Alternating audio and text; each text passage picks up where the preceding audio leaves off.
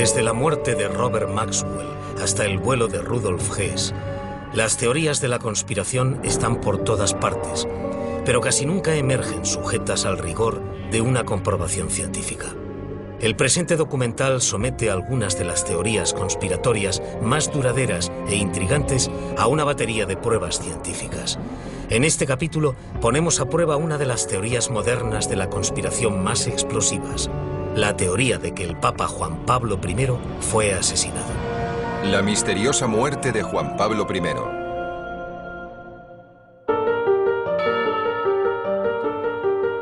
El 26 de agosto de 1978, el cardenal Albino Luciani se convirtió en el Papa Juan Pablo I, líder espiritual de casi una quinta parte de la población mundial.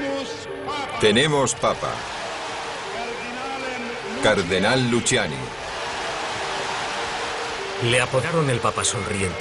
Su enfoque moderno y modesto fue bienvenido en todo el mundo, pero un papado que empezó prometedoramente terminó de repente. Tras solo 33 días en el cargo, Juan Pablo I murió. El Vaticano presentó la muerte del Papa como una simple tragedia. Anunció que había muerto de un infarto, pero enseguida surgieron dudas. Se creía que el Papa Juan Pablo I estaba en perfecto estado de salud cuando le eligieron. ¿No había algo sospechoso en su repentina muerte? ¿Por qué había decidido el Vaticano que no habría autopsia? Empezaron los rumores avivados por la falta de claridad del Vaticano respecto a las circunstancias de la muerte del Papa. No pasó mucho tiempo antes de que surgieran las primeras teorías conspiratorias. A pesar de los esfuerzos del Vaticano por acallar esas teorías, hay una que ha permanecido arraigada en la imaginación popular. Es la teoría que afirma que al Papa le envenenaron un grupo de religiosos y banqueros que temían que investigara las finanzas del Vaticano.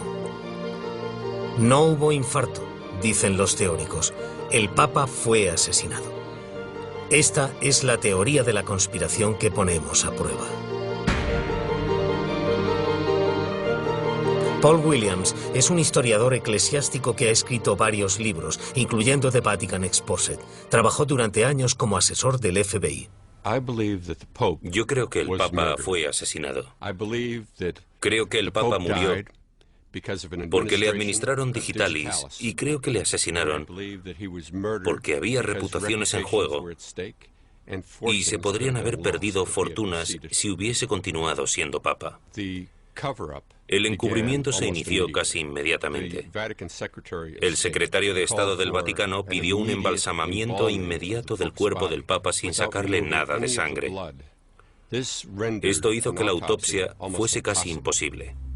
Esta teoría de la conspiración se asienta sobre tres pruebas principales. Primero, el embalsamamiento o la conservación del cuerpo, que se hizo innecesaria y sospechosamente pronto. Segundo, la contaminación del cuerpo del Papa muerto con líquido embalsamador, que es una buena manera de esconder la presencia de un compuesto natural, pero mortal, conocido como digitalis. Tercero, el relato del Vaticano sobre el último día del Papa en el cargo está lleno de contradicciones y es increíble. Un equipo de toxicólogos, embalsamadores y patólogos hará una serie de rigurosas pruebas científicas para poner a prueba estas afirmaciones. Primero, el momento en el que empezó el embalsamamiento. La ley italiana dice que el proceso de embalsamamiento no puede empezar hasta 24 horas después de que el cuerpo sea descubierto. Cuando murió el Papa Pablo VI, varias semanas antes, su cuerpo no fue embalsamado hasta 24 horas después de su muerte. Es una ley italiana a la que el Vaticano se adhirió. En este caso, el Vaticano exigió que el cuerpo fuese embalsamado inmediatamente. La razón que dio el Vaticano fue que un embalsamamiento rápido evitaría que el cuerpo del Papa se pudriese con el calor del verano romano mientras yacía en la capilla ardiente durante 4 días. Según Paul Williams, el cuerpo del Papa se embalsamaba apenas 6 horas después de ser encontrado, en marcado contraste con su predecesor, que había muerto solo 33 días antes durante el mismo cálido verano. ¿Existía realmente el riesgo de que el cuerpo de Juan Pablo I se pudriese o podemos demostrar científicamente que ese riesgo no existía? ¿Es una tapadera del Vaticano? El embalsamador Terry Knight lleva a cabo un experimento para descubrir la rapidez con la que un cuerpo se descompondría en las condiciones que existían en Roma en 1978. Lo que hemos hecho ha sido poner este cerdo en un contenedor para poder controlar la temperatura a través de este aparato. Lo tenemos entre 17 y 18 grados, así que el pobre animal está a exactamente la misma temperatura que había ese día en Roma, cuando el Papa murió. Hemos calculado una media de temperatura de 17 o 18 grados haciendo la media de las temperaturas nocturnas y diurnas registradas en Roma en los días posteriores a la muerte del Papa. Los cerdos se descomponen a un ritmo similar al de los seres humanos, porque su musculatura es similar a la humana, igual que la grasa que tienen debajo, el pelo o la piel. Así que se parece mucho a lo que le habría pasado a un ser humano. Se sella el container y el cuerpo se mantiene a temperatura constante hasta el día siguiente. Se deja que la naturaleza siga su curso. Son las mismas condiciones que en el Vaticano. En Roma, durante 1978, hacía calor y había humedad. Creo que el crecimiento bacteriano sería muy rápido. La descomposición empezaría por el cuadrante inferior izquierdo del cuerpo y después se extendería rápidamente por las mucosas del cuerpo. Terry regresa 30 horas después de la muerte del cerdo. Teniendo en cuenta las 6 horas que el cuerpo del Papa pasó sin ser descubierto, ese es el momento en el que el Vaticano debería haber empezado a embalsamar según la ley italiana. ¿Habrá empezado a descomponerse el cerdo significativamente, demostrando que el Vaticano tenía una justificación para empezar antes el embalsamamiento? Una de las zonas que examinaríamos para averiguar si ha empezado la descomposición sería bajo el abdomen. Y no hay señales discernibles de descomposición. Un poco más arriba tampoco parece haber descomposición. No hay señales visuales que indiquen que la descomposición ha comenzado.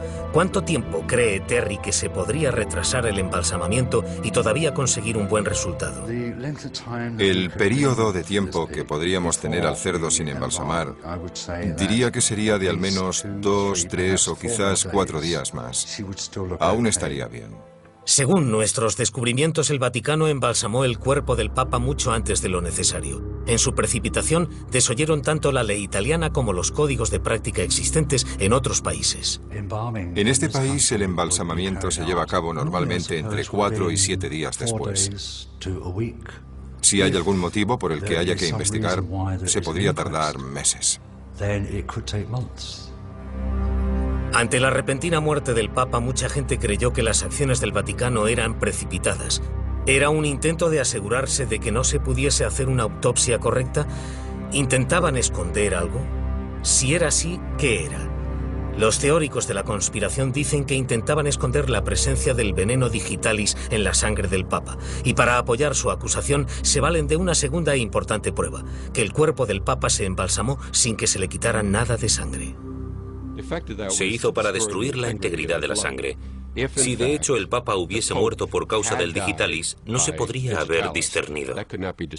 La denuncia de la teoría de la conspiración solo tiene sentido si se puede demostrar que el líquido embalsamador esconde la presencia de digitalis. Si el digitalis puede detectarse incluso si la sangre está mezclada con líquido embalsamador, cae el motivo central de la teoría de la conspiración. Con este documental se ha diseñado un experimento que llevará a cabo el Dr. David Holt, toxicólogo.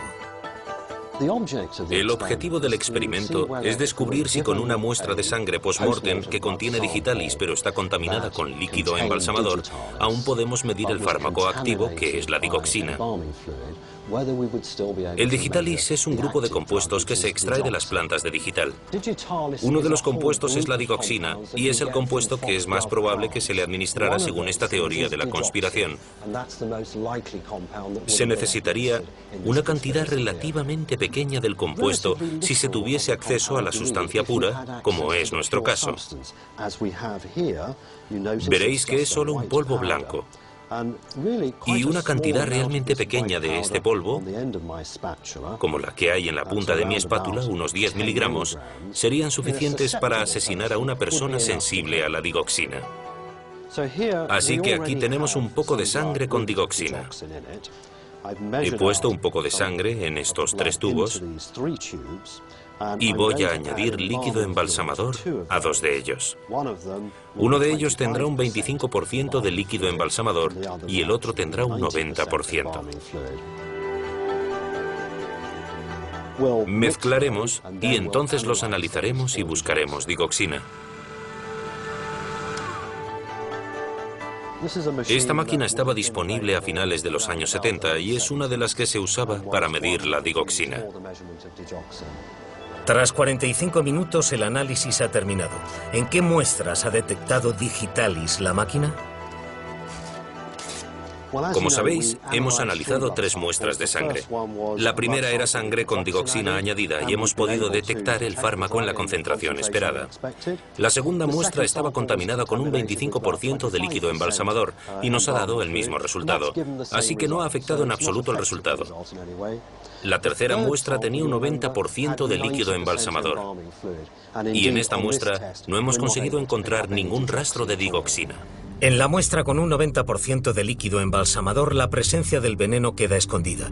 Si solo hay un 25% de líquido embalsamador, es fácil detectar el veneno usando equipos corrientes en 1978. Este es el resultado importante. Terry Knight estima que para embalsamar bien un cuerpo sin que se hinche, hay que añadir un 20% de líquido embalsamador. El cuerpo del Papa no estaba hinchado. No había suficiente líquido para esconder el veneno. La teoría de la conspiración tiene un fallo. La afirmación de que la mera presencia de líquido embalsamador en la sangre sirve para esconder el veneno no es cierta. El patólogo Nat Carey comparte nuestros resultados. Sus opiniones se basan en experiencias de primera mano. Embalsamar a alguien no necesariamente oculta un veneno. Y de hecho, he estado involucrado en varios casos en los que he podido hallar la presencia de una sustancia en un análisis toxicológico de tejidos o de restos de sangre, incluso contaminada con líquido embalsamador. Hemos podido detectar el veneno. Así que quiero decirles a aquellos que quieran envenenar a alguien que se puede descubrir aunque se embalsame el cuerpo. Hemos investigado 2 de los aspectos de la teoría de la conspiración sobre la muerte de Juan Pablo I. ¿Intentaba el Vaticano ocultar un asesinato? Al demostrar que el Vaticano podría haber esperado 4 días antes de embalsamar el cuerpo, hemos demostrado también que actuó con sospechosa precipitación. Pero nuestra segunda prueba descarta que el Vaticano escondiera un veneno presente en la sangre del Papa mediante el líquido embalsamador. El veredicto aún está abierto. En la segunda parte, examinaremos las diferentes versiones de lo ocurrido durante la última noche de vida del Papa. La versión oficial y la versión de la teoría de la conspiración.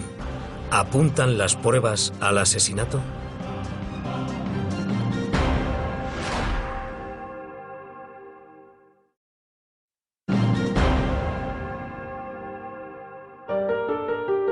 El 28 de septiembre de 1978, Juan Pablo I murió tras 33 días de papado. Los teóricos de la conspiración creen que le asesinaron para evitar que llevase a cabo una investigación sobre las finanzas del Vaticano. Este documental debate sobre la afirmación de que el Vaticano bloqueó la investigación sobre la causa de la muerte del Papa. Hemos encontrado pruebas para apoyar la teoría de que al menos se hizo un intento de encubrimiento. Sin embargo, eso no es una prueba de asesinato. Ahora nos centraremos en lo que ocurrió durante las últimas horas del Papa. El relato de la teoría de la conspiración es muy diferente al oficial. En nuestra tercera y última prueba, estudiaremos estos relatos para ver cuál es científicamente más creíble. No hay pruebas independientes, no hay fotografías de la escena de la muerte y no hay informes de la policía. Solo tenemos las pruebas que ha presentado el Vaticano, pero hay maneras muy diferentes de interpretar esas pruebas. La versión oficial del Vaticano sobre la última noche del Papa es que se fue a dormir a las 9:20 de la noche. Murió de un infarto a las 11 de la noche y su secretario, el padre McGee, le descubrió por la mañana. Estaba sentado en la cama, en posición de lectura, muerto. Fuentes del Vaticano dicen que sostenía un ejemplar de Imitación de Cristo. Tenía una sonrisa beatífica y llevaba las gafas sobre el extremo de la nariz. Como diría el Vaticano, la muerte del Papa no podría haber sido más pacífica. La vida se le arrebató en un instante dejándole congelado en una especie de imagen viva congelada. El Papa conoció a su creador con material de lectura edificante en las manos y una sonrisa en los labios. Mucha gente ha dicho que el relato del Vaticano sobre el aspecto del Papa tras lo que había sido un infarto masivo simplemente no es creíble. El Dr. Carey es uno de los mejores patólogos forenses del Reino Unido. Ha estado en cientos de escenarios de crímenes y ve diariamente la realidad de la muerte. ¿Es la posición final del Papa posible tal y como la describe el Vaticano? Creo que hay algunos aspectos de la posición que son perfectamente aceptables. Por ejemplo, que estuviese ahí, tumbado tranquilamente con las gafas puestas sobre la nariz, para mí no supone ningún problema, porque es una posición en la que podría acabar alguien cuya muerte fuese muy repentina. Pero que esbozase una sonrisa simplemente no pudo ocurrir. Generalmente los músculos faciales se relajan completamente, así que no es posible mantener la expresión que se tenía antes de la muerte. Generalmente no se puede seguir apretando tras la muerte, porque los músculos de los antebrazos y las manos se relajan. En cuanto a la causa de la muerte, la oficial es un infarto de miocardio, que como mucho es una conjetura. La única manera de determinarlo sería con un examen post-mortem, y por supuesto no hubo examen post-mortem. Desde el punto de vista de nuestro patólogo forense, la descripción del Vaticano tiene varios puntos débiles. Según los teóricos de la conspiración, hay incluso más puntos débiles. Dicen que el Vaticano fue contradictorio con los detalles. Al principio dijo que el Papa muerto sujetaba un ejemplar de imitación de Cristo. Después dijo que en realidad sujetaba una recopilación de sermones y meditaciones. Primero afirmó que el cuerpo del Papa lo había encontrado su secretario, el padre Maquis. Entonces se dijo que el cuerpo lo había encontrado la monja que le había llevado el desayuno al Papa. ¿Se borró a la monja de la historia porque sabía demasiado? Los teóricos de la conspiración creen que no se puede confiar en la versión de los acontecimientos del Vaticano. Se les ha ocurrido una versión completamente diferente, una que creen que está más cerca de la verdad. Durante el 28 de septiembre alguien puso una dosis fatal de digitalis en el medicamento contra la presión baja del Papa. A las 9:20 de la noche, el Papa se fue a la cama y tomó su medicamento. Murió sobre las 4 de la mañana. Le descubrió a las 5 menos cuarto la anciana hermana Vincenza. Encontró al Papa muerto sentado en la cama, en posición de lectura. Los papeles que tenía en las manos no eran ni sermones ni meditaciones. Eran documentos que perfilaban cambios que pretendía hacer, como legitimizar la pastilla para el control de la natalidad y ordenar una investigación sobre el Banco del Vaticano. La expresión de su rostro era de un gran dolor. Tenía los labios echados hacia atrás en una mueca macabra. Las encías estaban a la vista. Los globos oculares casi se salían de sus órbitas. Tenía una expresión de horror. Le hemos suministrado a nuestro patólogo forense, el Dr. Carey, los hechos presentados en la teoría conspiratoria. ¿Cree que esta es una versión de los acontecimientos más creíble? La mueca macabra suena un poco teatral. No hay ninguna razón por la cual alguien debiera cambiar su expresión al morir, porque los músculos faciales se relajan. El único caso en el que puede haber expresiones curiosas es durante el estrangulamiento o la asfixia, ya que la lengua puede sobresalir y los ojos hincharse. El Dr. Carey ve otro problema en la teoría de la conspiración. El envenenamiento por digitalis produce una muerte gradual y desagradable, no repentina. El Papa Juan Pablo I habría tenido muchas indicaciones de que algo iba mal. En general, el envenenamiento atacaría progresivamente, así que habría un periodo de malestar agudo en las horas anteriores a la muerte. Uno se daría cuenta y buscaría ayuda. El Papa no dio ninguna señal de angustia aquella noche, ni siquiera apretó el botón del pánico que había junto a su cama. Las pruebas apuntan a una muerte repentina, no a una muerte por envenenamiento con digitalis. Nuestro experto en toxicología ve otro problema importante en la teoría de la conspiración. Creo que sería muy difícil hacer que una persona ingiriera esa dosis de digoxina. Una de las posibles explicaciones que se ha dado es que la metieron en un medicamento líquido al que él tenía acceso. Pero, como os he mostrado, habría que poner entre 5 y 10 miligramos de digoxina en el medicamento. Y dependería de que solo le quedara una dosis y que se lo tomara todo de golpe. Creo que ese es el problema principal. Según los expertos, las dos interpretaciones de la última noche del Papa presentan problemas. La versión del Vaticano está minada por su insistencia en afirmar que se encontró al Papa en un estado de éxtasis. Las pruebas toxicológicas desmienten la versión de los teóricos de la conspiración. El veneno digitalis no funciona tal y como dicen los teóricos. Hay un tercer relato de lo que ocurrió la noche en que murió el Papa, presentada por el periodista John Cornwell. En esta versión acabamos con la misma escena, el Papa muerto apoyado en la cama. Retrasemos el reloj y examinemos una última versión de lo que pudo ocurrir antes. En algún momento de la noche el Papa sufrió una embolia pulmonar mortal. Este diagnóstico encaja con unas nuevas pruebas que indican que el Papa tenía dolores en el pecho el día antes de morir. A las 11:05 de la noche, el padre McGee entró en el dormitorio del Papa y le encontró muerto, hecho un nudo en el suelo. McGee llamó al otro secretario, Lorenzi. Recogieron al Papa y le pusieron en la cama. Les motivaban dos cosas: el deseo de preservar la dignidad del Papa en la muerte y el miedo a ser criticados por no haber llamado a un médico cuando el Papa aún tenía dolores en el pecho. Decidieron crear la ilusión de que el Papa había muerto pacíficamente y sin previo aviso. Pusieron hojas de papel en las manos del Papa para que pareciera que había estado leyendo y le pusieron las gafas sobre el extremo de la nariz. Esta escena representada secretamente fue lo que encontró la hermana Vincenza a la mañana siguiente. ¿Qué cree el doctor Kerry de la idea de que el cuerpo del Papa se movió y después se manipuló para ponerlo en su pose final? No veo ninguna razón para que eso no sea posible. Creo que si hubiesen movido el cuerpo poco después de la muerte, estaría blando y relajado, así que lo podrían haber puesto en cualquier posición fácilmente.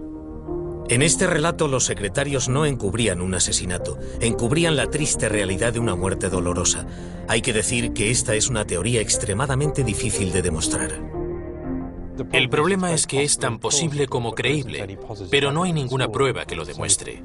Así que realmente estamos especulando. Hemos examinado 3 versiones diferentes de lo que pudo haber ocurrido la noche del 28 de septiembre. Nuestra tercera posibilidad es la que mejor resiste el análisis de un patólogo forense. No tiene fisuras evidentes y se explica la pose ligeramente antinatural del Papa. Pero, como ya hemos señalado, esta versión es puramente especulativa. ¿Dónde queda nuestra teoría que dice que Juan Pablo I fue asesinado? Creo que es un poco injusto proponer una teoría en la que se dice que alguien ha sido envenenado si no se tienen pruebas. Creo que realmente desafía la lógica. Pero los teóricos de la conspiración continúan adelante sin desanimarse ante la falta de pruebas concretas del caso. Si ahora estudiamos la muerte del Papa, no encontraremos a nadie con una pistola humeante. Las condiciones, las pruebas, como en la mayoría de casos de asesinato, continúan siendo circunstanciales. Pero las pruebas son realmente muy sustanciales. Casi todo lo que dijo el Vaticano ha demostrado ser mentira.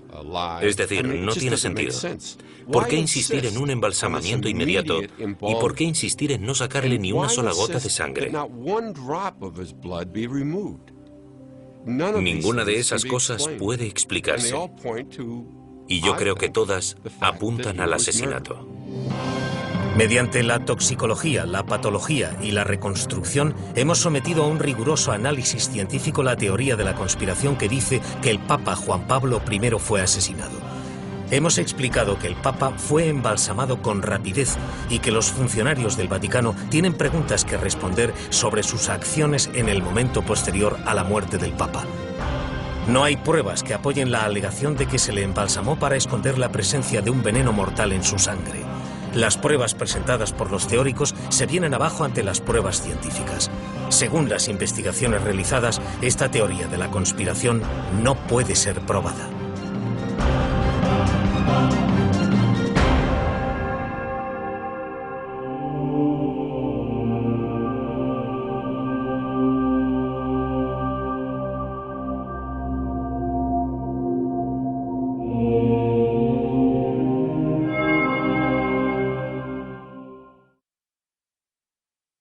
Annuncio vobis gaudium magnum.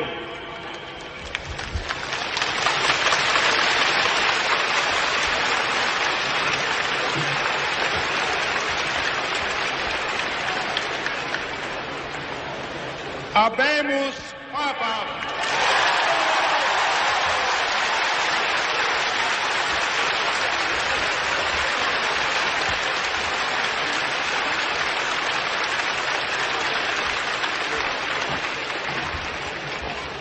Eminentissimum ac reverendissimum Dominum Albinum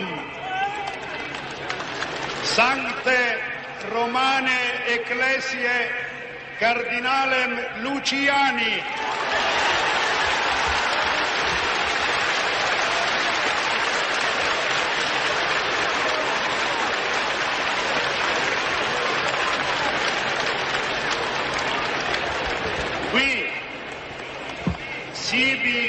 nomen imposuit Ioannis Pauli I.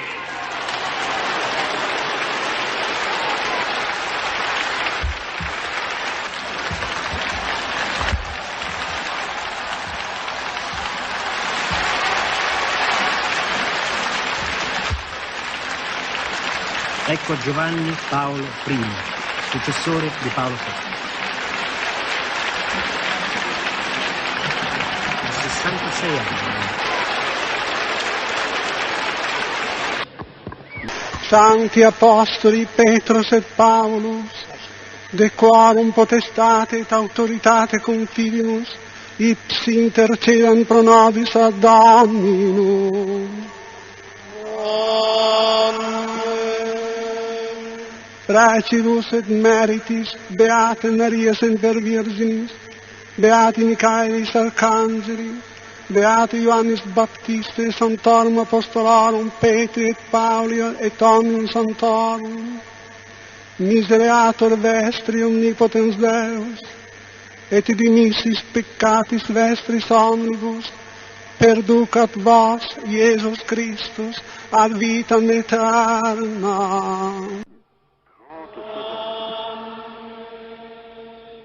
Indulgentiam, absolutionem et remissionem omnium peccatorum vestrorum, spatium vere et fructuose penitentiae, cora semper penitens et emendationem vitae, gratiam et consolationem Sancti Spiritus, et finalem perseverantiam in bonis operibus, tribuat vobis omnipotens et misericors Dominus. Et benedictio Dei omnipotentis, Patris, et Filii, et Spiritus Sancti, descendat super vos et maneat semper.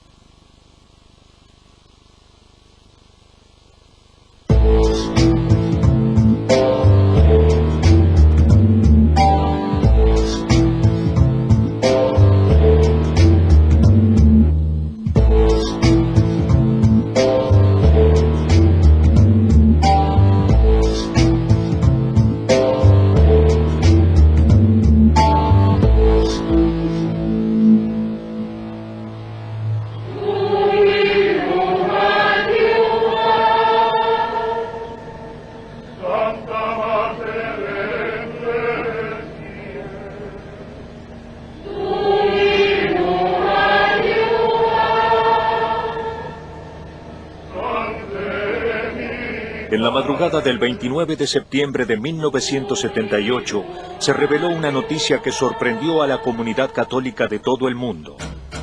El Papa Albino Luciani, Juan Pablo I, fue encontrado muerto en sus aposentos luego de solo 33 días de pontificado. Según el Vaticano, la causa de su defunción fue un infarto. Sin embargo, esta versión oficial fue puesta en duda por la buena salud del Papa. Y en cuanto se revelaron los cambios estructurales que Juan Pablo I planeaba realizar en la Iglesia, surgieron numerosas hipótesis que aseguran que fue asesinado. Andrea Tornielli, biógrafo de Juan Pablo I, autor del libro Papa Luciani, la sonrisa del santo, no descarta la teoria dell'assassinato. Per quanto riguarda la morte di Papa Luciani c'è chi dice che è stato assassinato. C'è chi risponde che questa è una leggenda del tutto impossibile che venga assassinato un Papa. A chi risponde così io dico, ricordiamoci che soltanto 3 anni dopo, al Papa successivo, stavano per assassinarlo in piazza San Pietro.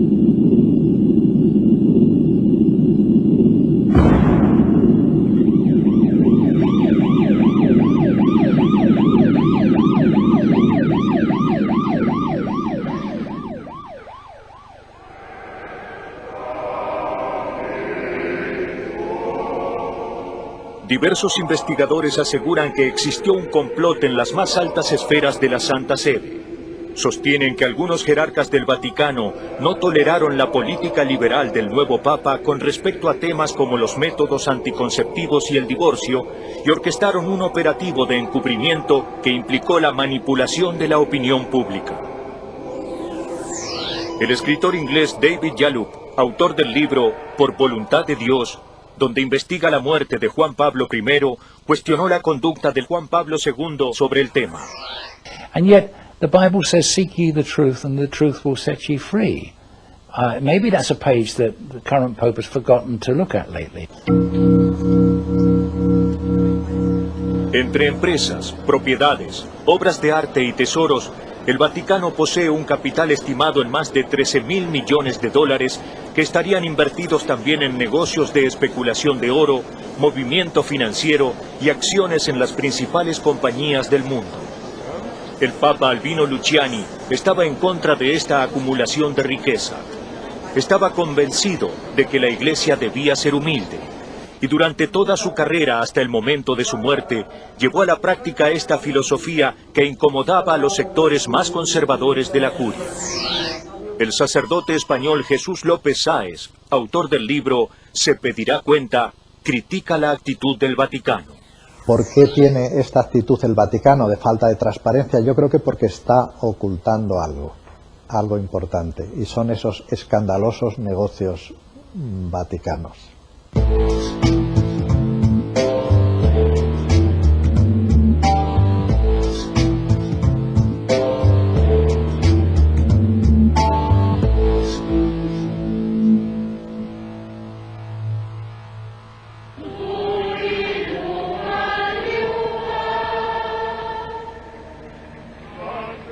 Juan Pablo I llevaba desde su juventud una vida plena y saludable. Practicaba con frecuencia ejercicios físicos como paseos en bicicleta y largas caminatas por la montaña, procurando siempre cuidarse en las comidas. At the time of his death, he was considered by Dr. Darros, who had been his physician for 25 more years or more, not only to be well, but very well. The one condition he had, which would predicate against a heart attack, was low blood pressure. Un chequeo médico al que Albino Luciani se había sometido antes del cónclave que lo designó como sucesor de Paulo VI, también arrojó resultados óptimos sobre su salud. El doctor Rafael Cabrera Bonet, especialista en medicina legal del Instituto Nacional de Toxicología y Ciencias Forenses de Madrid, investigó el caso en profundidad. Albino Luciani era una persona de bajo riesgo cardiovascular en general. Cualquier persona hipotensa es una persona que sufre pocos infartos, que tiene pocos problemas de hemorragias, no solo cerebrales, sino sobre cualquier otro órgano. Por otra parte, hacía un ejercicio regular, no quizás demasiado intenso, pero sí con relativa frecuencia, moderado. Y por otra parte, no existía una patología previa que pudiera haber complicado cualquier situación cardiovascular. Era una persona que gozaba, al parecer, según los últimos reconocimientos que se le realizaron poco antes del fallecimiento, de buena salud en general. El 28 de septiembre de 1978, un día antes de ser encontrado muerto, Juan Pablo I ya había tomado varias decisiones que cambiarían radicalmente la política económica del Vaticano. He was an extremely well-informed man about the Vatican corruption. So it wouldn't have taken more than 2 or 3 weeks to confirm what he already knew to be fact, and then act upon it. ¿Qué sucedió la noche de su muerte? cómo pasó el Papa Juan Pablo I sus últimas horas de vida. Diego Lorenzi, quien fue secretario privado de Albino Luciani desde 1976 e integraba su círculo más íntimo, fue uno de los últimos en verlo con vida y recuerda detalles de esa noche. La sera stessa in cui sarebbe morto, sono cose che io ho già detto, senza mantenere segreti, ha accusato dei dolori qui, al petto. L'ha detto a noi, eravamo a tavola, verso le 8 di sera. Poi ha detto, li sento, ma sono passati. Abbiamo detto, chiamiamo il medico. No, dice, non c'è bisogno, sto meglio. Cerca de las 8, el Papa cenó una comida liviana. Luego pasó un tiempo orando en la capilla. Hacia las 9 se retiró a su habitación y se acostó revisando unos documentos sobre las decisiones que ya había tomado. De pronto, en algún momento antes de las 5 de la mañana, murió instantáneamente y sin dolor. Él había aparecido, al parecer, plácidamente dormido sobre las hojas en las que seguía trabajando en el momento de la muerte, las conservaba todavía en su regazo y, aunque existía un cierto rictus en la cara, muchas veces interpretado como gesto de dolor, pero otras muchas como simple sonrisa, la verdad es que nada de ello por lo menos hacía pensar que se pudiera tratar de un infarto, donde el dolor es intenso, angustioso en algunos casos, falta el aire, existe una molestia importante a nivel de la zona superior y izquierda del tórax. Normalmente uno se lleva la mano o intenta pedir ayuda de alguna manera, desparramaría por lo tanto los folios. Sin descartar absolutamente que pudiera tratarse un infarto, era una causa poco probable. Juan Pablo I se despertaba todos los días cerca de las 4 de la mañana. Sor Vincenza, la monja que lo asistía personalmente desde hacía varios años, se extrañó al notar que esa madrugada no se había levantado en el horario habitual. Entonces ingresó a la habitación y fue la primera en ver el cuerpo sin vida del Papa. El periodista Giancarlo Sisola, amigo de Albino Luciani, recuerda lo sucedido. Quando non lo vide all'appuntamento solito in cappella per la celebrazione della messa alle 5 del mattino, si preoccupò e andò a bussare un'altra volta, vide questa tazzina di caffè che era già fredda e il Papa dunque non era uscito a bere un caffè. La monja dio aviso y pronto llegaron el cardenal Jean Villot, secretario de Estado, y el médico del Servicio Sanitario del Vaticano. Juntos constataron que efectivamente Albino Luciani había muerto.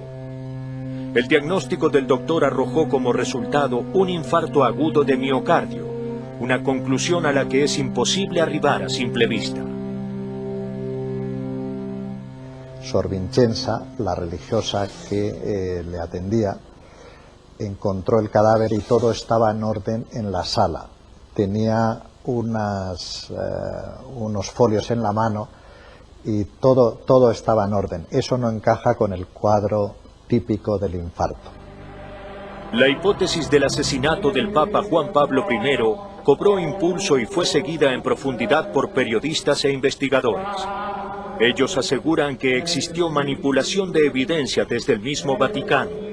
Afirman que recibieron intentos de soborno para no revelar información y sostienen que el posterior suicidio de uno de los sospechosos también avala la teoría del asesinato del Papa. En el próximo bloque, ¿quién era Albino Luciani? ¿Cómo logra llegar al papado?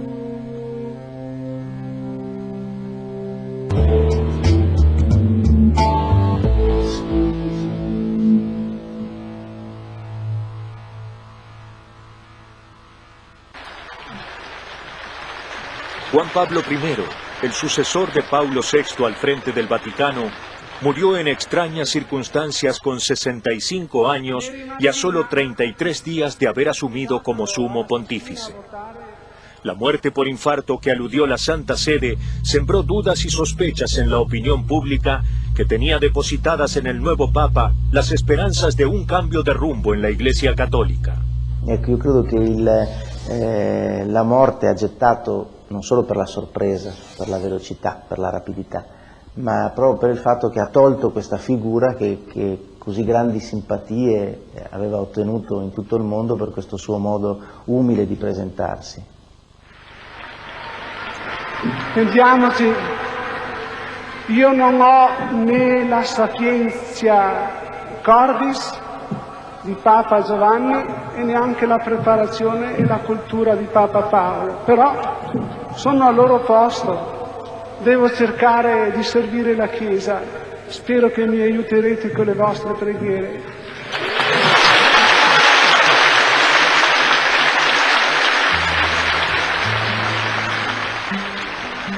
Albino Luciani nació el 17 de octubre de 1912 en Forno di Canale, actualmente conocido como Canale d'Agordo, diócesis de Belluno, Italia. Es un pequeño pueblo de montaña con unos 1000 habitantes, en su mayoría campesinos. Giovanni Luciani y Bortola Tancon fueron sus padres, y tuvo 3 hermanos menores, Edoardo, Antonia y Federico. Albino era un gran lector. A los 7 años ya había leído las obras completas de Julio Verne, Charles Dickens y Mark Twain. Noi diciamo che le persone nate in montagna sono sempre un po' riservate, hanno poca voglia, diciamo, di chiacchierare, di comunicare, sono un po' serie e affrontano le fatiche quotidiane con precisione, con costanza, ma quello che caratterizza chi nasce in montagna da noi è una certa quale riservatezza, non vanno a parlare con tutti e di tutto. Luciani creció entre las enseñanzas religiosas de su madre y la militancia socialista de su padre, conociendo la pobreza extrema durante la Primera Guerra Mundial. Durante la guerra conosce anche la fame e questo lo ricorderà durante una delle sue prime udienze dicendo il Papa ha conosciuto la fame, la mia famiglia ha conosciuto cos'era la fame, per questo io posso capire che cosa ci interrogano i popoli che oggi soffrono la fame, che domande mi pongono. A los 10 años, gracias a la predicación de un fraile capuchino de Trieste que llega a Forno di Canale en 1923, nace su vocación sacerdotal y desde ese momento se dedica por completo a la religión, practicando la humildad como filosofía. If you looked in his past, you saw a quite remarkable man. He believed that the church should be the church of the poor and that the church should be poor. He didn't believe it should accumulate vast wealth, and he practiced that throughout his career.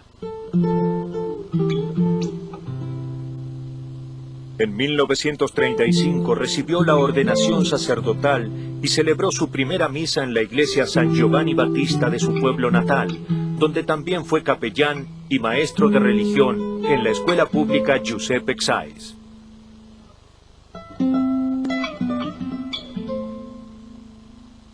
En cuanto Albino Luciani se hizo cargo del Patriarcado de Venecia, su solidaridad ya se había difundido en toda la región y sus oficinas estaban habitualmente llenas de gente pobre pidiendo su ayuda.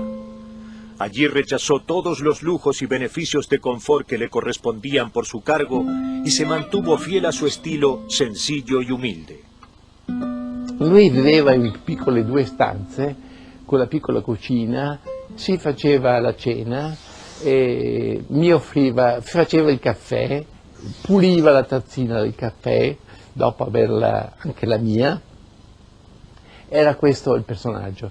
Nei rapporti col clero era rigido su un punto: no alle intromissioni tra la Chiesa e la politica. El 5 de marzo de 1973 recibió el título de Cardenal de San Marcos y tras la muerte del Papa Paulo VI, el 6 de agosto de 1978, el cardenal Luciani se reunió con los otros 110 cardenales en la Capilla Sixtina para iniciar el cónclave y elegir al sucesor. Siguiendo la tradición, no saldrían hasta que un nuevo papa fuera elegido. The idea that the Holy Ghost comes down and inspires these cardinals to make the right decision is a wonderful fairy story, but it is a fairy story. It is like running an election, whether in Argentina or in England, where they lobby, they canvass, they promise. Some, not all of them.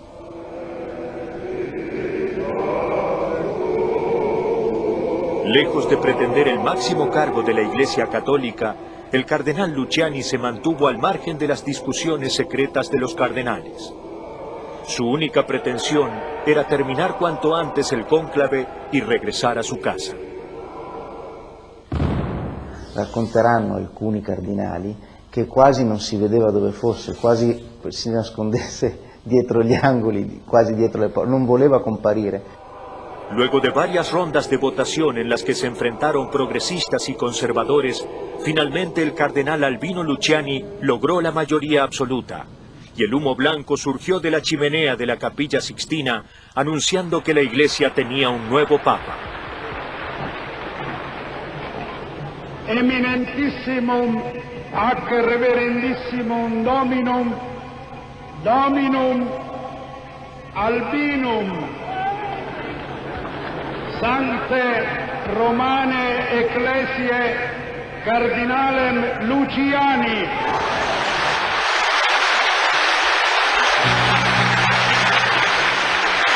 Más de 800 millones de personas, cerca de la quinta parte de la población del mundo, tenían a Albino Luciani como jefe espiritual. La periodista Paloma Gómez Borrero, quien cubre los sucesos del Vaticano desde el último tiempo del Papa Paulo VI, recuerda los detalles de aquel día. No quiso cuando le eligieron la primera vez porque sentía el peso y la responsabilidad y no se sentía con fuerzas, y yo creo que hubo otra segunda votación en la que salió con más votos. Entonces el cardenal que estaba a su lado le dijo: si Dios da un peso, da fuerzas también para llevarlo, acepte. Y él contó que lo aceptó en nombre de la obediencia, y dijo eso: Dios os perdone lo que acabáis de hacer.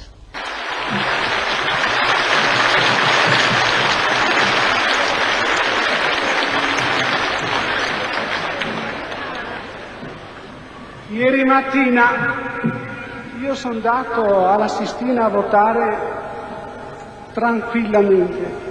Mai avrei immaginato quello che stava per succedere.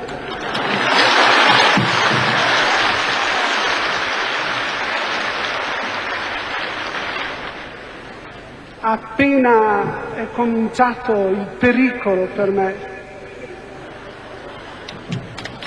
i due colleghi che mi erano vicini mi hanno sussurrato parole di coraggio.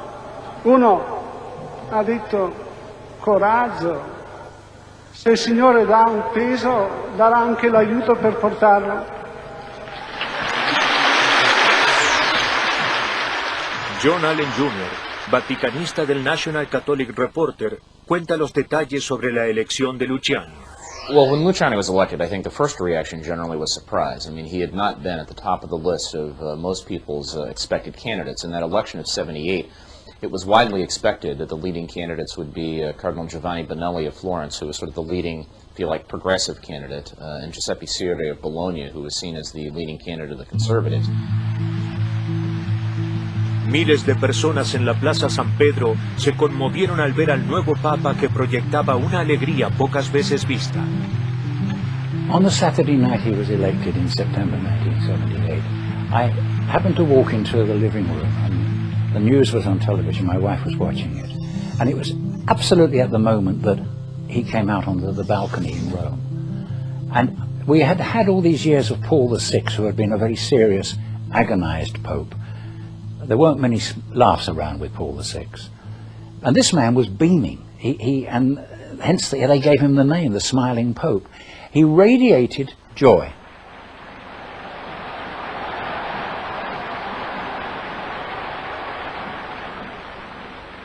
Et Filii, et Spiritus Sancti, descendat super vos et maneat semper.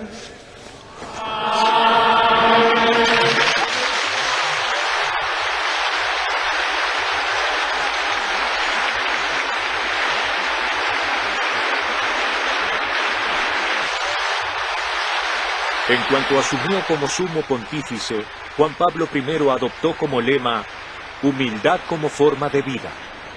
Una de sus primeras medidas fue solicitarle a Jean Villot, secretario de Estado, que iniciara una investigación sobre el manejo del patrimonio de la Santa Sede.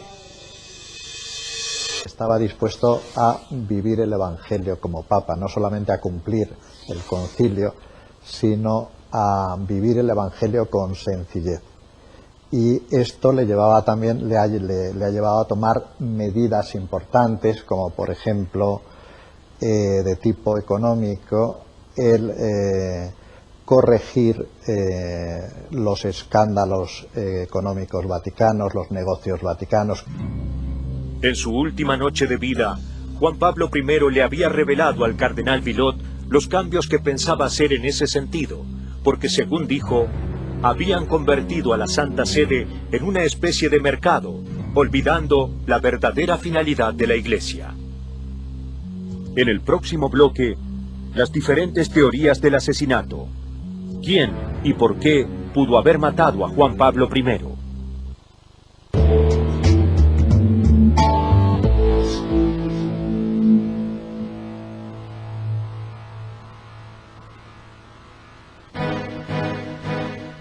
El 29 de septiembre de 1978, el Papa Juan Pablo I fue encontrado muerto a solo 33 días de haber sido electo. La versión oficial de un infarto despertó tantas dudas que fue descartada por muchos allegados, y la hipótesis de un asesinato complotado y encubierto desde su círculo más íntimo avanzó en cuanto se revelaron los cambios que el sumo pontífice planeaba realizar en la Iglesia. Ecco perché la Curia Romana in quei 30 giorni di pontificato assiste in maniera molto prudente, senza manifestazioni di nessun genere, né in un senso né in un altro, ai primi atti di Papa Luciani, forse sperando che col tempo essa riuscisse a contenerne le spinte riformistiche. Quienes sostienen que el Papa fue asesinado aseguran que los móviles podrían estar relacionados tanto con las inminentes reformas económicas como eclesiásticas. El liberalismo de Juan Pablo I con respecto a los métodos anticonceptivos, el divorcio y el voto de castidad de los sacerdotes amenazaba con romper los esquemas católicos de más de 1000 años. On birth control, his view basically was that you, at the end of the day, should make that decision by your conscience. All he asked is that it was a well-formed conscience, that you didn't just say, oh, I'm going to go on the pill or I'm not going to go on the pill, but that you arrived at this decision over a careful period of consideration. En relación a los cambios económicos, Juan Pablo I tenía pruebas de estafas millonarias que estaban perjudicando el patrimonio de la Santa Sede.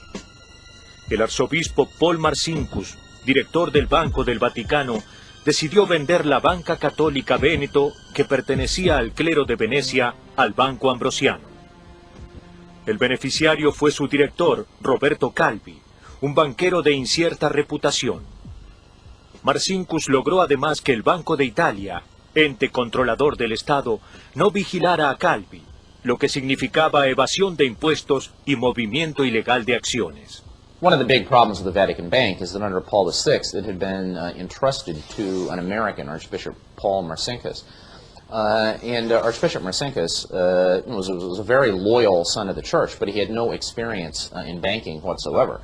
And so I think he had allowed himself, with all the best intentions in the world, but he had been manipulated and deceived by some rather shady Italian bankers.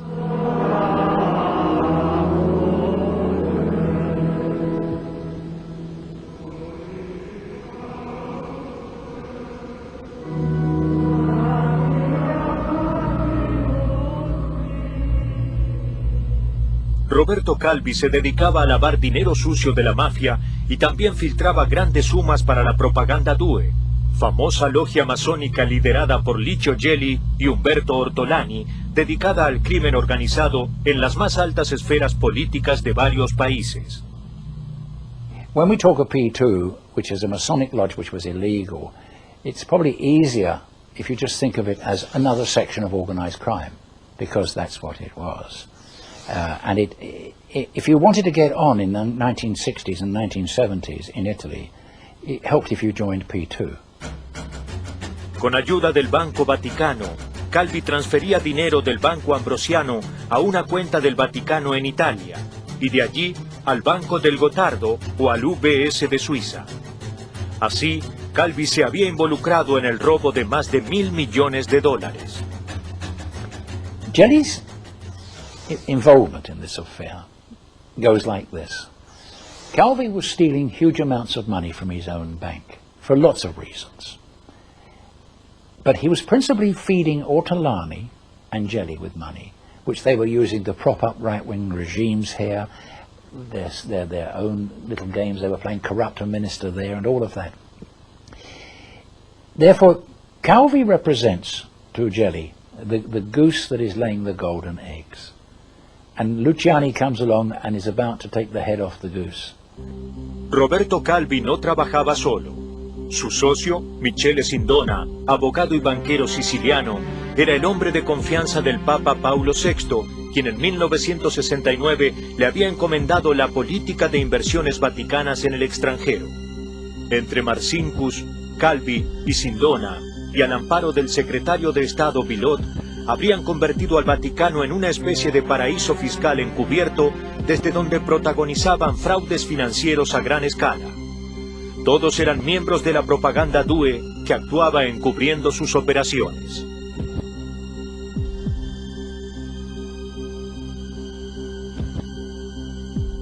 Pues efectivamente Albino Luciani tenía una lista de la PIDUE, de la logia Propaganda 2, una lista publicada por el periodista Mino Pecorelli en su revista OP, Osservatore Politico, el 12 de septiembre.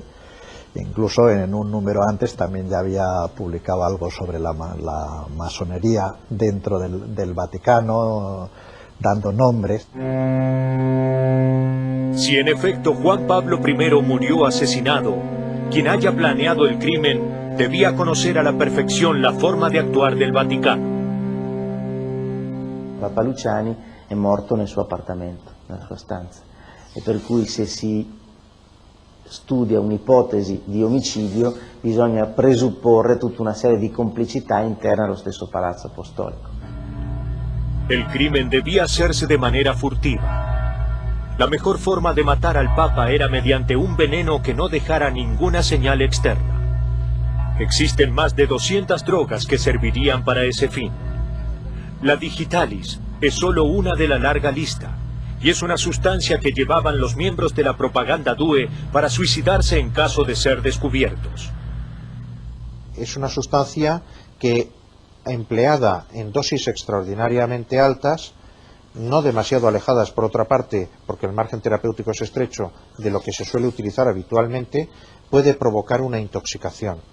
Es una causa perfectamente plausible, quiero decir, que podría haberse utilizado para intoxicar voluntariamente a cualquier persona. Suele dar un cuadro cardiovascular bastante importante, pero también produce una ligera depresión del sistema nervioso central, con lo cual sí pudiera haberse utilizado en el caso del Papa Albino Luciani. La muerte por digitalis suele producirse entre 2 y 6 horas después de que la víctima haya ingerido la dosis mortal.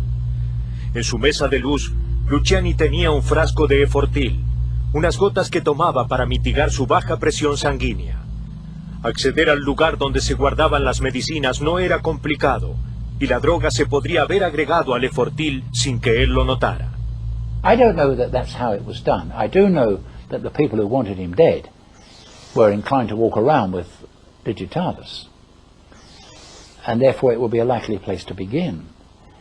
And I don't know that you'd actually find it within the body if you did the post-mortem. What you would actually be able to see is that he hadn't died of a ruptured heart or anything like this.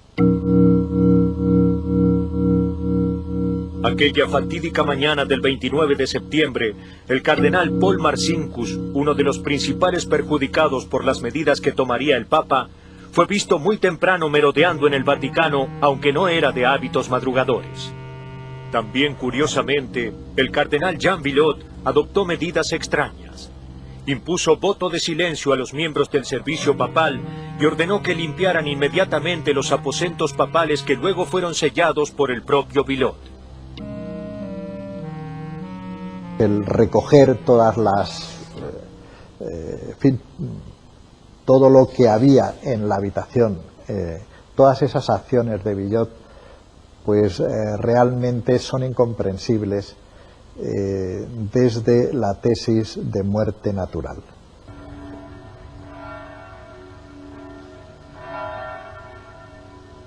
El cardenal Villot fue también quien dispuso que embalsamaran el cadáver de Luciani con asombrosa velocidad, sabiendo que en un cuerpo embalsamado desaparece cualquier sustancia extraña que hubiera provocado la muerte.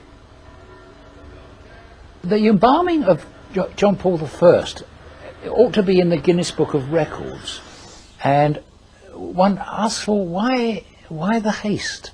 Why would there be? At this point, there'd be no medical examination of the man at all. Well, of course, one of the things that you do when you embalm a body is you drain the blood out, and you then put in through the veins the embalming fluid.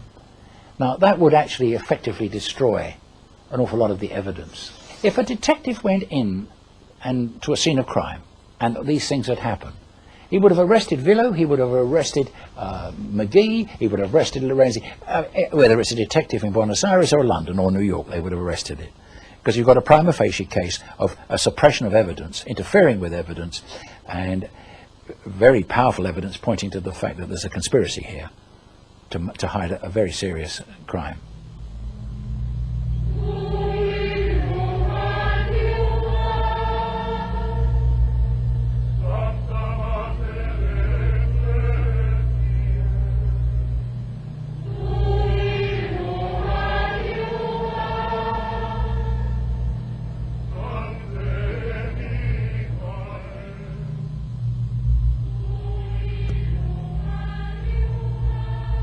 Según los investigadores, el asesino de Juan Pablo I tenía que saber que los médicos que examinarían el cadáver se contentarían con un diagnóstico superficial y que nunca se realizaría una autopsia. Desde que fue emitido el comunicado oficial sobre la muerte del Papa, el Vaticano no volvió a pronunciarse sobre el tema. En el próximo bloque, ¿llevó a cabo el Vaticano una autopsia secreta? ¿Por qué Juan Pablo II ignoró los cambios que planeaba Albino Luciani para la Iglesia Católica?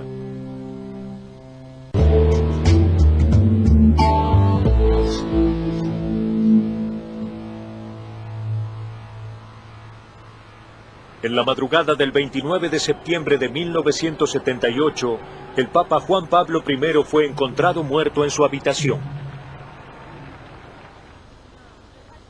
A pesar de que el Vaticano manifestó que la causa fue un ataque cardíaco, muchos aseguran que Albino Luciani fue asesinado por motivos económicos.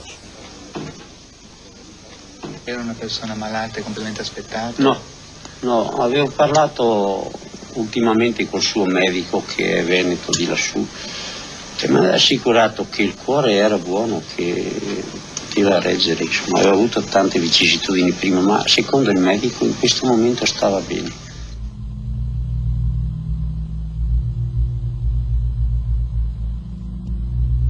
Tras haber ejercido el máximo cargo de la Iglesia Católica por solo 33 días, la noticia de su muerte fue una sorpresa para todo el mundo, y muchos sectores de la sociedad exigieron que se realizara una autopsia.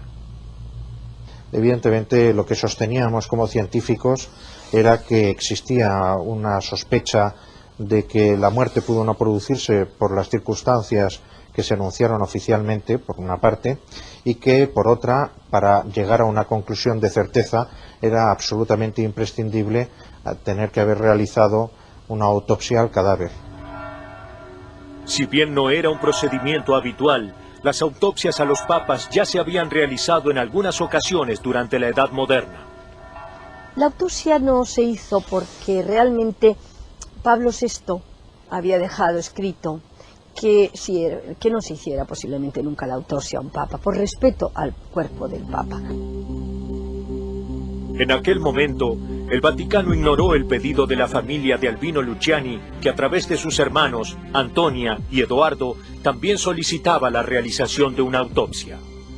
Actualmente, todos los familiares se niegan a pronunciarse sobre el tema.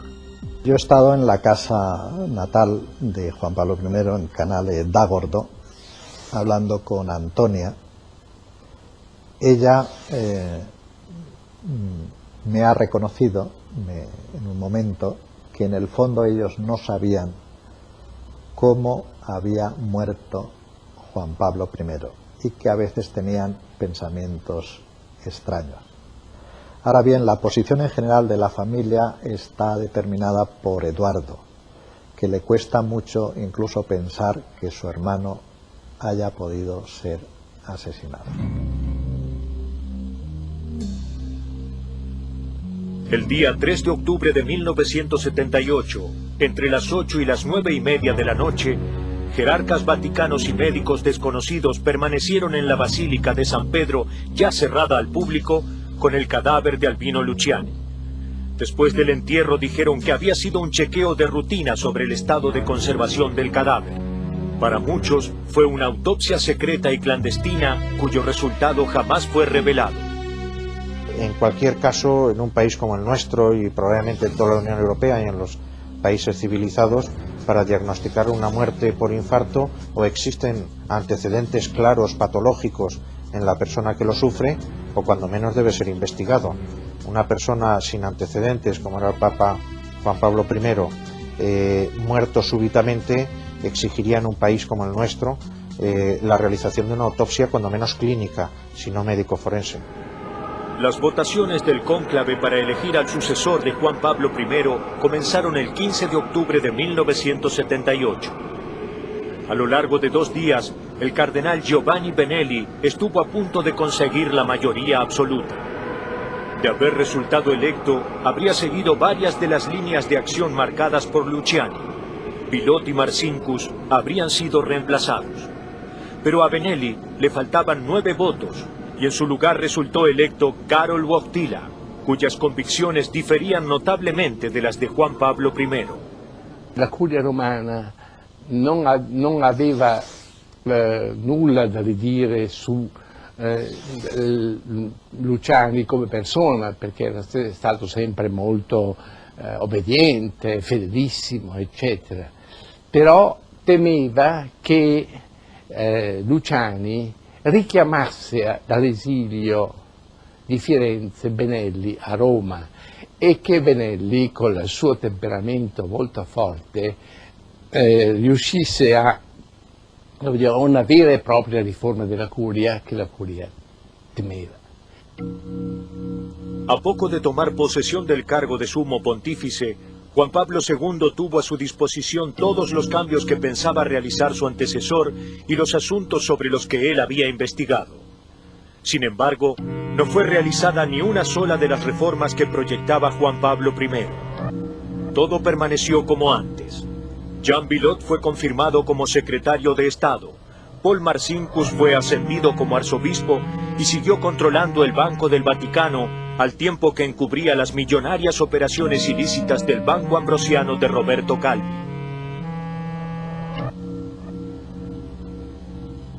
So, by keeping Marcinkus and these other men in the Vatican Bank on, he was keeping it indoors. Of course, all that means is that the cancer grows, because it's only if you cut the cancer out that the body can heal. And the cancer did indeed grow, so that you ended up with a huge scandal rather than a small scandal, or a smaller scandal than it was. Recién en 1981 fueron detectadas las maniobras ilegales de Roberto Calvi, quien fue detenido y luego liberado tras el pago de una fianza. Había robado más de $1.000 millones mediante negocios de evasión fiscal, sociedades en el extranjero y empresas fantasma. Juan Pablo II mantiene a Marcinkus, aunque en el año 81, cuando se produce la detención de Roberto Calvi, es llevado a la cárcel, Roberto Calvi, presidente del Banco Ambrosiano y colaborador de Marcinkus y por tanto del Vaticano, desde ese momento el Vaticano ya se distancia de Calvi y del Banco Ambrosiano, y ahí es donde, en ese contexto de distanciamiento, es donde se produce el atentado contra Juan Pablo II. En efecto, el 13 de mayo de 1981, en plena Plaza San Pedro y en medio de una concentración de 10.000 fieles, el Papa Juan Pablo II fue baleado por Mehmet Ali Akka, un extremista de origen turco, de quien inicialmente se presume que actuó solo, aunque luego existieron indicios de una sórdida conspiración relacionada a Calvi, Marcinkus y la propaganda DUE. Poco tiempo después de haber quedado en libertad, el cuerpo de Roberto Calvi apareció colgado del puente Blackfriars en la ciudad de Londres. La esposa del banquero acusó a la Santa Sede de haber ordenado su muerte para esconder la bancarrota del Banco del Vaticano. Otros aseguran que Calvi fue suicidado por sus compañeros de la propaganda DUE. The relationship between them was interdependent. And Calvi threatened them, if I go down, I'm taking you down with me, which is one of the reasons why in 1981 Calvi was found hanging under a bridge. He didn't commit suicide. I said this at the time. Nobody agreed with me. Now they agree with me. He was suicided. He was murdered and they made it look like suicide. En 1982, Paul Marcinkus quedó excluido del séquito en los viajes del Papa.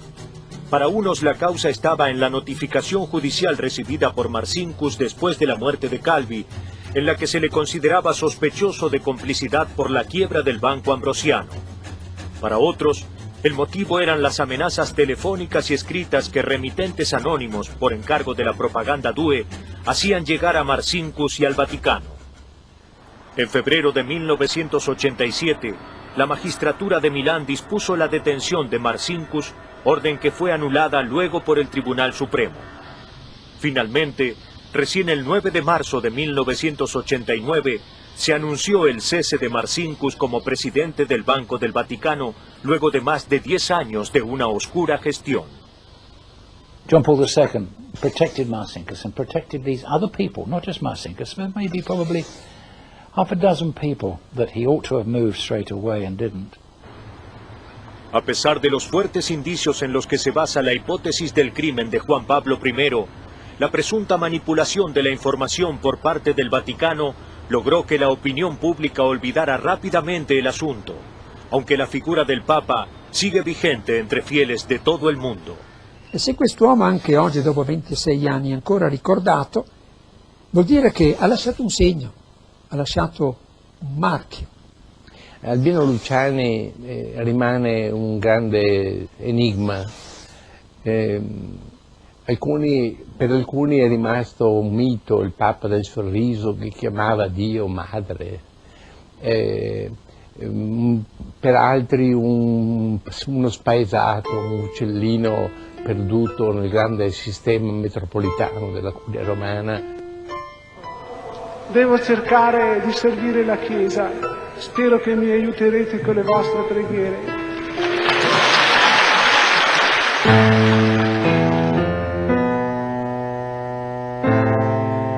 Con 65 años de edad y luego de solo 33 días de pontificado, Albino Luciani falleció en extrañas circunstancias. Sus más íntimos colaboradores y su familia permanecen hoy sin conocer la verdad sobre lo que ocurrió aquella noche del 28 de septiembre de 1978. Y la muerte del Papa Juan Pablo I continúa siendo un misterio para la comunidad católica de todo el mundo.